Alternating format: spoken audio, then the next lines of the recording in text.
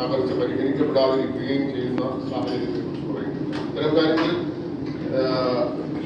ഒരു ആരോപണം ഉന്നയിക്കപ്പെടുമ്പോൾ അതിന്റെ അടിസ്ഥാനം, അതിന്റെ ആധികാരികത എന്നതിനെ സംബന്ധിച്ചൊരു പരിശോധന നടത്തുക എന്ന് പറയുന്നത് സോഴ്സിനെ സംബന്ധിച്ച്, അതിന്റെ ക്രെഡിബിലിറ്റിയെ സംബന്ധിച്ച് പരിശോധന നടത്തുക എന്നുള്ളത് സത്യത്തിൽ മാധ്യമങ്ങളുടെ ഭാഗത്തുനിന്ന് ഉണ്ടാകേണ്ടുന്ന ഉത്തരവാദിത്വം.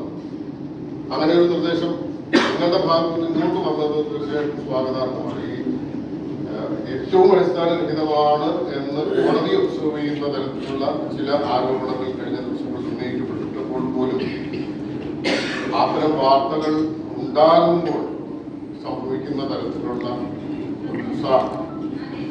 ഈ മറുവശം പറയുന്നതിൽ ഉണ്ടാകുന്നില്ല എന്നുള്ളത് സത്യത്തിൽ അത്തരമൊരു സമീപനം തീർച്ചയായിട്ടും നിങ്ങൾ അങ്ങനെ ഒരു സമീപനം അല്ലെങ്കിൽ ഒരു നിർദ്ദേശം മാധ്യമങ്ങളുടെ ഭാഗത്തു നിന്നുണ്ടാകുന്നതിലൂടെ നമുക്ക് സ്വാഗതം.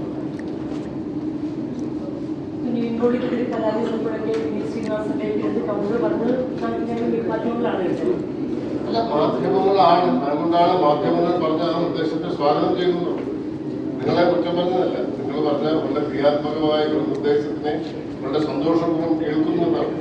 ഈ മാധ്യമങ്ങള് ഇതിന്റെ തുടർച്ച നിങ്ങളെ ഞാൻ പറയുന്നത് ഈ ഹേമ കമ്മിറ്റിയുടെ ഒരു ഫോളോ അപ്പ് മാധ്യമങ്ങൾ നടത്തിയിട്ടു.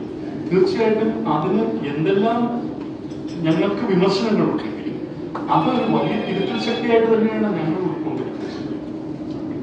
യാതൊരു സംശയവും ഉണ്ടാക്കാൻ അത് ഞങ്ങളെപ്പോലൊരു സംഘടന ഇത്ര ഗൗരവമായിട്ട് ഈ ഒരു സംഗതിയെ പഠിക്കാൻ തീരുമാനിച്ചത് അതിൻ്റെതായ അർത്ഥത്തിൽ നിങ്ങൾ ഉൾക്കൊണ്ടുകൊണ്ട് ഇതിന്റെ ഫോളോ അപ്പ് സ്റ്റോറീസ് ചെയ്യണമെന്ന് മാത്രമാണ് അഭ്യർത്ഥിക്കാറുള്ളത്.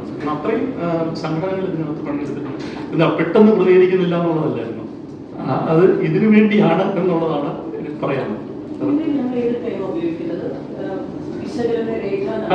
വിശകലന രേഖ ഞാൻ കിട്ടാത്തവരുണ്ടെങ്കിൽ നമ്മൾ സോഫ്റ്റ് കോപ്പി ഷെയർ ചെയ്യും. കിട്ടാത്തവരൊന്ന് ബന്ധപ്പെട്ട സോഫ്റ്റ് കോപ്പി ഷെയർ ചെയ്യും.